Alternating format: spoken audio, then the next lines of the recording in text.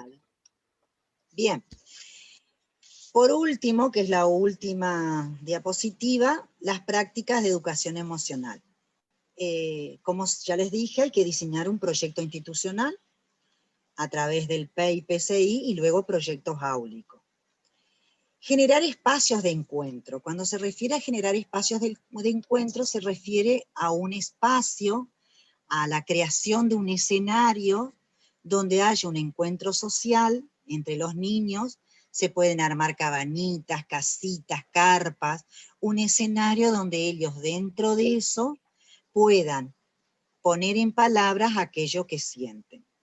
Cuando hablamos de crear materiales viajeros, se refiere a, más sobre todo ahora que estamos en la no presencialidad y la presencialidad, hacer tipos cuadernos viajeros, títeres viajeros, cajas viajeras, libros de cuentos viajeros, donde adentro tenga diferentes emociones, ya sea miedo, angustias, cualquier emoción que tenga el niño y que con la escuela y la familia lo puedan charlar en qué momento se sienten así.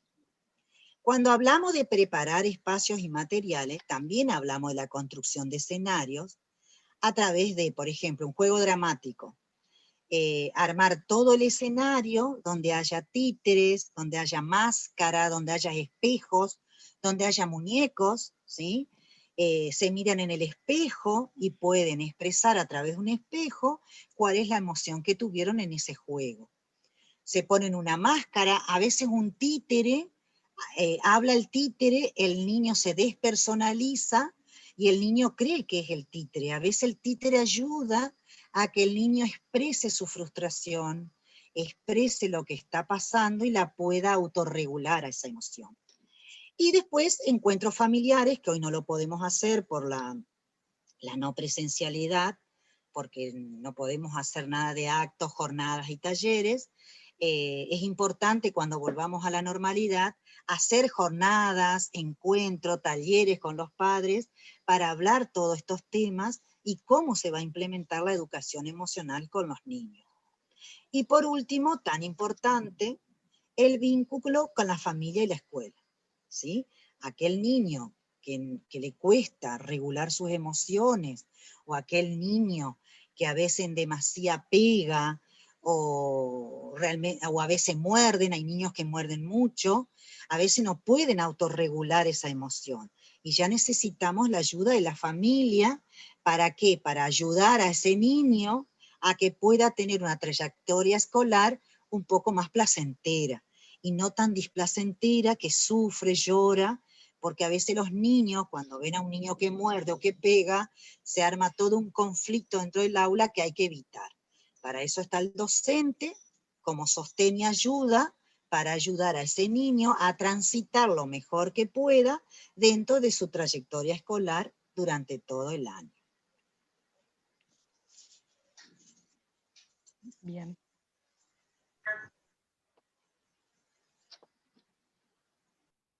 No sé qué toqué acá. Bueno, ¿se ve? Bien. Sí, se ve bien, Vero. Perfecto. Dentro de este campo encontramos la formación ciudadana. Y como yo les dije al principio, este eje aborda aprendizaje relacionado con los valores, el conocimiento de los derechos y las relaciones intra e interpersonales, sobre las bases del respeto a las personas, el cuidado vial, el cuidado del medio ambiente, donde los niños van desarrollando y comprendiendo la importancia de respetar normas en un espacio de convivencia. Y respetando o rescatando, diríamos, los principios de solidaridad y cooperación.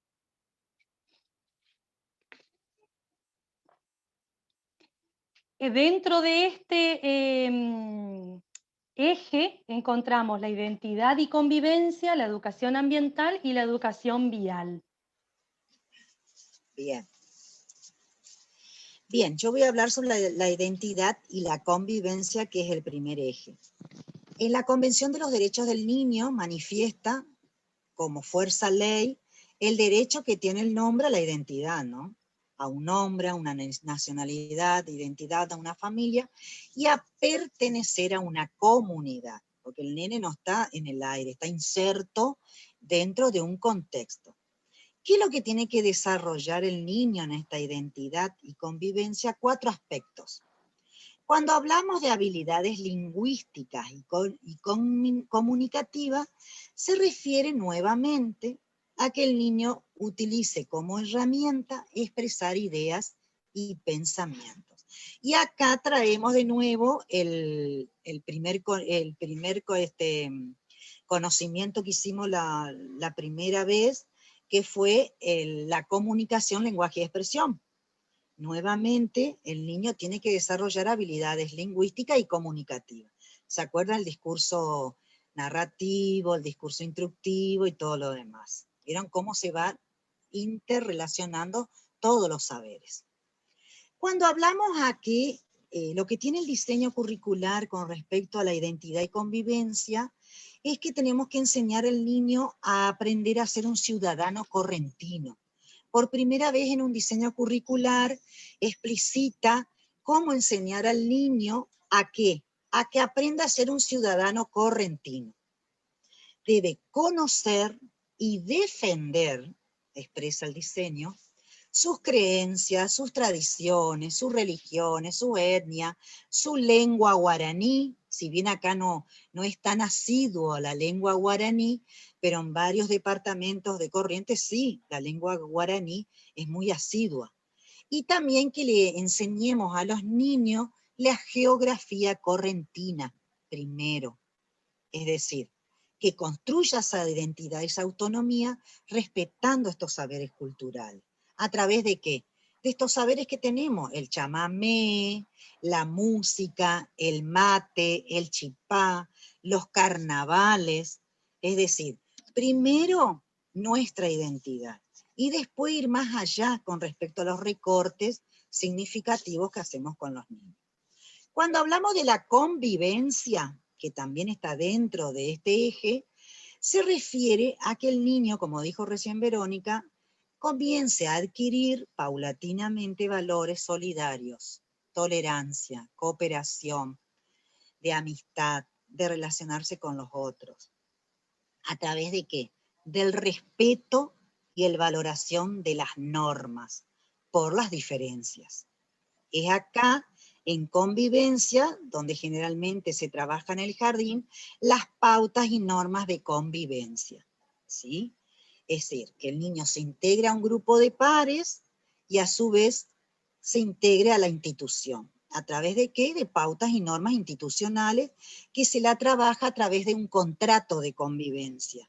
Las chicas durante todo el año tienen un contrato de convivencia donde ahí los niños empiezan a adquirir esa autonomía y esa identidad respetando al otro y respetándose a sí mismo. El otro eje es educación ambiental. Fíjense que en el diseño curricular, en el campo de experiencia de conocimiento del ambiente, está ciencias naturales y sociales. Sin embargo, en este campo se encuentra la educación ambiental, que no es lo mismo que indagar lo ambiental desde otra área del conocimiento, ¿sí? En este eje de educación ambiental tiene un itinerario de enseñanza, el diseño curricular muy lindo, que se indaga curiosamente el ambiente, ¿sí? Desde otro contexto que ahora les voy a explicar. Y reflexionan acerca de los cambios que se puede realizar en ese contexto que vamos a indagar y cómo con el accionar de ellos pueden cambiar el ambiente, ¿sí? Hay una ley, que es la Ley de Educación Provincial, la 6.475/18, en su artículo 24, inciso H, expresa que debemos promocionar la formación de la conciencia de hábitos de conservación del ambiente. ¿A través de qué? Uno, explicita bien el diseño, la alfabetización ambiental con prácticas sustentables. ¿Qué quiere decir cuando hablamos de sustentable? Usar los recursos para cubrir las necesidades humanas, pero no perjudicar al medio ambiente. Es decir, podemos utilizar la plaza cercana al jardín, pero no destruir todo lo que encontramos, ¿sí? Podemos ir a indagar todo lo que se refiere a la plaza. Yo veo el contexto y observo que le falta tachos de basura. Eso es hacer un proyecto de educación ambiental. Es ver la necesidad del contexto y actuar, accionar sobre ella. ¿Qué tengo que hacer primero? Identificar cuáles son esas dificultades ambientales que observamos en la vida cotidiana, ¿sí? Y ahí vamos a hacer un proyecto de educación ambiental global integral. Por ejemplo, si queremos hacer un proyecto ambiental para desarrollar conciencia ambiental sobre el uso y cuidado del agua, supónganse que lo veo siempre en una plaza X, tiene una canilla que pierde agua permanentemente. O sea, eso es lo que hay que mirar con otros ojos, el ambiente que nos rodea, y ver el uso y el cuidado del agua. También puede ser la alimentación saludable. Si vemos, por ejemplo, en nuestro contexto que hay algún problema alimenticio, también podemos hacer un proyecto ambiental para accionar sobre esa problemática que hemos detectado. Otro puede ser cómo disminuir el ruido ambiental, ¿sí? Cuando hay mucho ruido ambiental, también trae problema al medio ambiente. Otro también puede ser, como ejemplo, cómo utilizar todos los espacios del jardín de una manera más adecuada. Es decir, revalorizar esos espacios del jardín para adecuarlo a un propósito y poder así ver de qué manera podemos desarrollar conciencia ecológica en los niños. Porque eso lo que busca este eje es desarrollar conciencia ecológica en los niños. Que el niño aprenda indagando el contexto, el recorte de un contexto como objeto de estudio, respetando los espacios verdes y cómo desarrollamos conciencia ecológica a partir de lo que vemos. Es decir, mirar con otros ojos lo cotidiano y ver cómo podemos accionar para hacer proyectos sustentables, que no es lo mismo que ya van a ver ahora en el próximo encuentro sobre el conocimiento del ambiente, que ya lo trata de otra manera. Esto tiene que ver más lo actitudinal, tiene que ver más con los valores del medio ambiente. Bien, la educación vial. ¿M? Ustedes saben que la conducta vial es un hecho social que se aprende. ¿M? Y en el nivel inicial debemos abordar propuestas de educación vial que sean transversales. ¿M? Y recuperando el contexto propio de nuestra comunidad, ¿m? Partiendo de las experiencias cotidianas de tránsito y convivencia en el espacio público. En el diseño curricular dice, la educación vial propicia la comprensión de los hechos viales relevantes de la comunidad en el Estado, en el caso, por ejemplo, de la comunidad correntina, esto que le dijo Fabiana, que hacen mucho hincapié en rescatar los valores correntinos. Y yo hasta me atrevería a decir que nosotros tenemos que comprender los hechos viales relevantes que suceden en nuestra ciudad, Curuzucuatiá. Porque nosotros a través de esta educación vial debemos concientizar sobre la necesidad de ejercer un uso responsable, respetuoso y solidario en la vida, en la vía pública. Entonces, ahí, ¿qué vamos a hacer? Vamos a proponer enseñanza que lleguen a los niños a través de una reflexión crítica sobre los hábitos y conductas del transeúnte. Acá habla mucho de educar el transeúnte. Entonces, los niños a través de las experiencias propias que ellos pueden ver en su vida cotidiana, ¿m? Al transitar las calles, por ejemplo, de Curuzucuatía, y reflexionar de manera crítica sobre esos hábitos, generando esto un aprendizaje significativo, porque es algo cercano a ellos, es algo que ellos vieron y que pueden comprobar, diríamos. Cuando se desplazan, por ejemplo, o transitan por la vereda, en la plaza, y desde allí la importancia de esto que yo les digo, que reflexionen y comprendan lo que observan diariamente, aprendiendo que todos tenemos derechos a circular, pero siempre respetando al otro.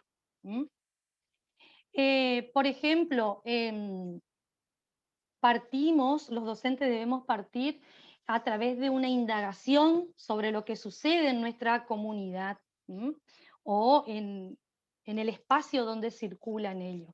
Puede ser, por ejemplo, por ejemplo, vamos a reflexionar con ellos de cómo se traslada los niños al jardín, si caminando o si en bicicleta o si vienen en auto.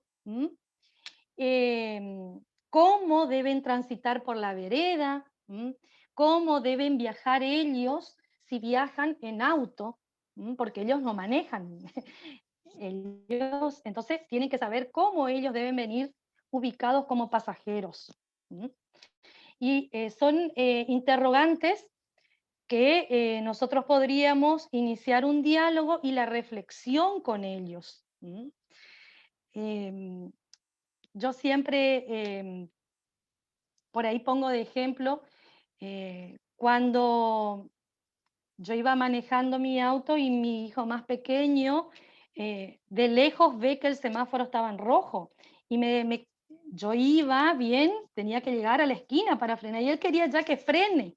Entonces, cómo él en, en el jardín fue adquiriendo esos conocimientos previos y exigiéndome a mí que yo sea responsable en que frene, porque el semáforo estaba en rojo.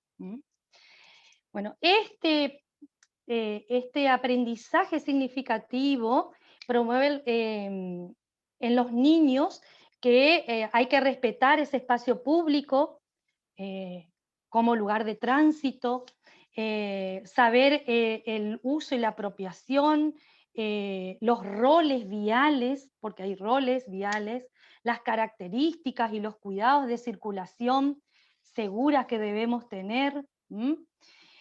Y acá dice desarrollar la cultura vial. ¿Cómo vamos a construir esa cultura vial? Bueno, es un propósito irrenunciable para la seguridad de todos y cada uno de los correntinos. Así dice el diseño curricular, un propósito irrenunciable para la seguridad de todos y cada uno de los correntinos. Por eso que nosotros en la escuela, en el jardín, debemos fomentar el trabajo con la familia. No se olviden que yo al principio le dije que la familia es un pilar fundamental en nuestra didáctica en el nivel inicial. Si nosotros no contamos con la familia, hay aprendizajes que los niños no van a lograrlos. O si los logran, va a ser muy, yo digo, tomados con pinza, porque siempre cuando tenemos el acompañamiento, el seguimiento de la familia, ellos hacen que se refuercen esos contenidos. Bien, es importante priorizar entonces los contenidos, el docente debe priorizar los contenidos más significativos para enseñar. Y lo prioritario en el nivel inicial es formular o formarlos como peatones, como usuarios públicos y como pasajeros, como le dije anteriormente. Y acá habla de planificar para el tratamiento de la educación vial. La planificación tiene un propósito de promover de manera integral la enseñanza de los contenidos educativos, que posibiliten ese aprendizaje relacionado al modo de transitar, a las formas seguras de circulación en el espacio y de responsabilidad.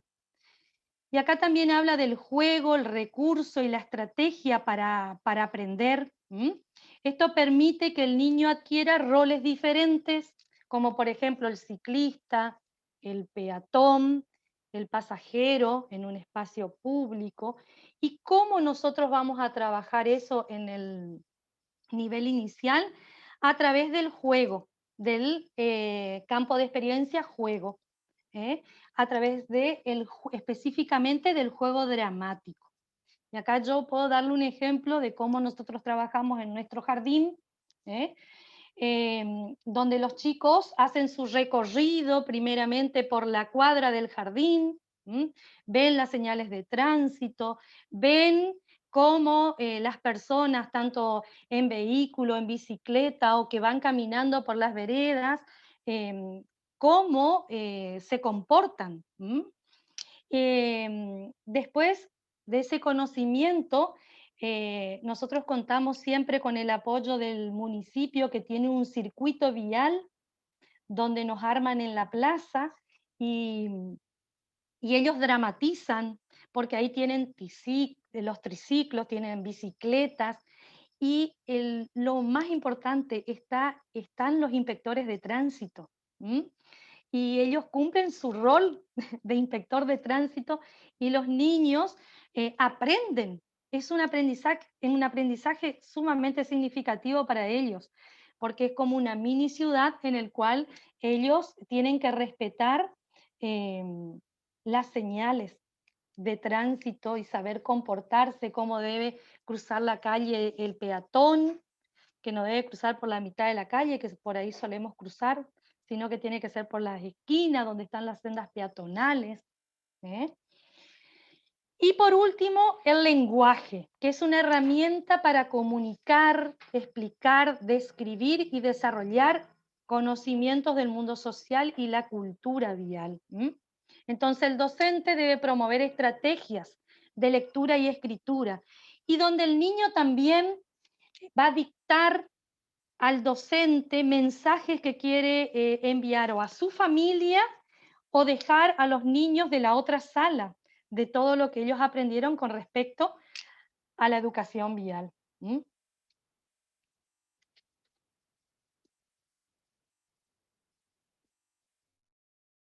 Bien, y el último eje de este campo de experiencia es la educación física. La educación física contribuye a la forma integral del niño, posibilitando el desarrollo de destrezas motoras, cognitivas y afectivas. La propuesta de la educación física estará desarrollada esencialmente a partir del juego, que genere una interacción armoniosa entre los niños. Y propiciando que el docente, un ambiente cálido, alegre, afectuoso, que incentive la exploración, la participación colectiva y el disfrute. Y dentro de la educación física encontramos 4 ejes. El primer eje es el niño en relación con las prácticas corporales, ludomotrices referidas al conocimiento, expresión, dominio y cuidado de su cuerpo.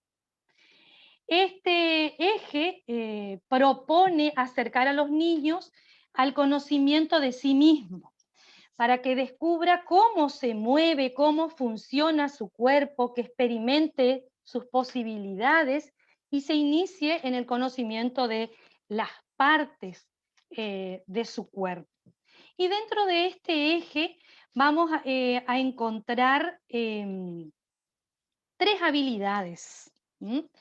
La habilidad motriz locomotiva, que esta se refiere al desplazamiento, a los saltos, a los giros, al trepar. Las habilidades motrices no locomotivas, que aquí estaría el equilibrio. Son acciones que realiza para mantener una postura, que sería, por ejemplo, acciones de postura como el equilibrio. Y habilidades motrices manipulativas. Todo lo que sea la coordinación visomotora, o visomotriz. Es el lanzar, el recibir, el golpear, el transportar. En el eje, el segundo eje, que es el niño en relación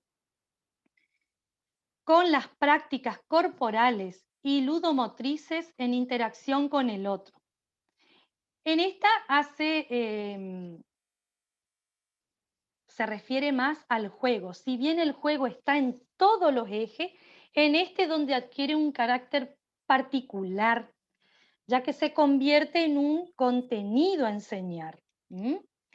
Y acá se busca que los niños amplíen su repertorio de juego, con participaciones conjuntas, que puedan elegir qué, cómo y con quién jugar, diferentes situaciones cotidianas, comuniquen las propias ideas y escuchen las de los demás, anticipen situaciones y problemas, encuentren alternativas o soluciones a través de acciones conjuntas, participen jugando en pequeños grupos, en parejas, en grupo total. El tercer eje, el niño en relación con las prácticas corporales, en la expresión y comunicación. En este eje se pretende propiciar la comunicación y la expresión a través de diferentes lenguajes, verbales y no verbales.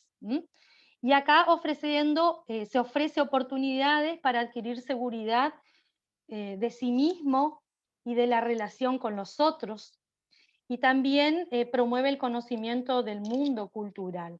Por ejemplo, uno de los ejemplos que podemos trabajar en este eje sería comunicarse a través de gestos, de mímicas, corporizando objetos, animales.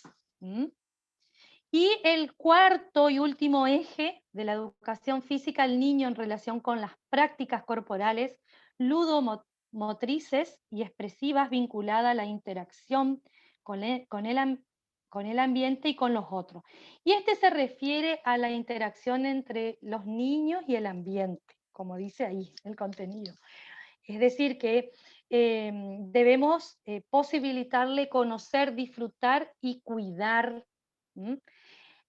Cuidarse él mismo, a los otros e inclusive al medio ambiente. A partir del registro y la escucha atenta de las necesidades y las motivaciones que surge en la interacción con el ambiente. Por ejemplo, esto podemos ir desarrollándolo a través de un campamento, o un precampamentil o un campamento de mediodía, en construcciones rústicas, saber que podemos recolectar todo lo que la naturaleza nos ofrece sin perjudicarla. No es que para construir algo tengo que ir a arrancar la hoja o la flor, no. Voy a utilizar lo que yo encuentro en el suelo. Y hacer mucho hincapié en proteger la naturaleza, en cuidar nuestro medio ambiente. Otra manera también puede ser hacer carreras de bicicletas, caminatas. También acá el diseño nos ofrece trabajar natación, hacer actividades recreativas en natación.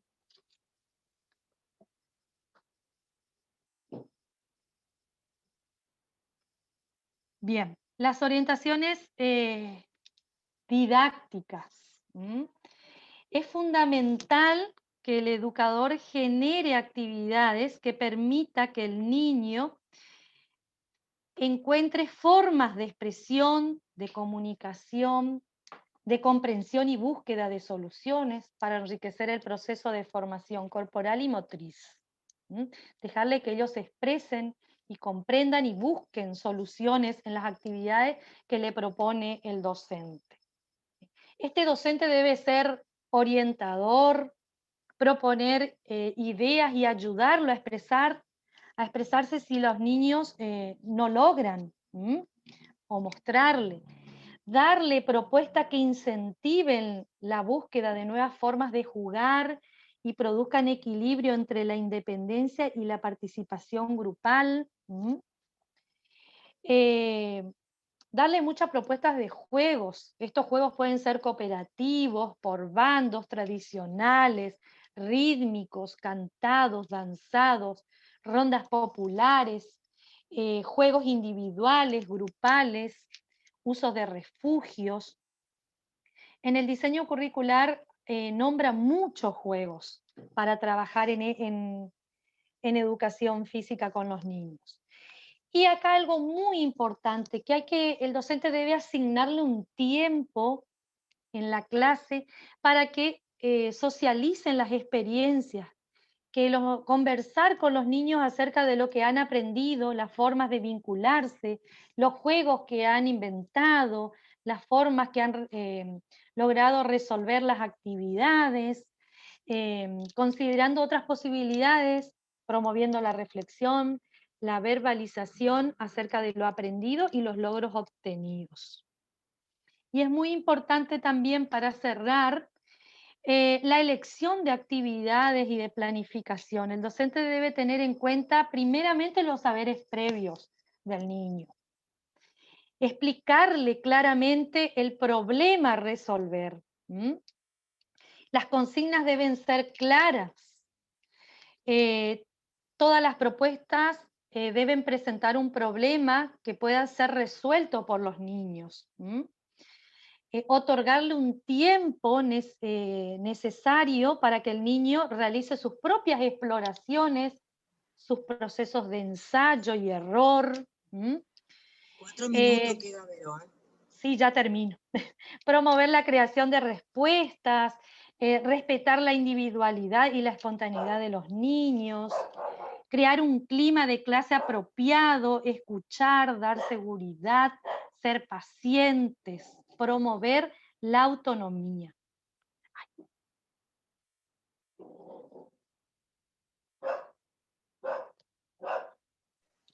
Y bueno, y con esto terminamos el campo de experiencia de hoy. Espero que haya gustado, hayan entendido. No sé si quieren hacer alguna pregunta. En realidad que ahora ustedes tienen que agarrar el diseño curricular y leerlos, leerlo. Nosotros le dimos un pantallazo de este campo de experiencia como de los anteriores. Pero en realidad que lo tienen que agarrar al diseño y leerlo.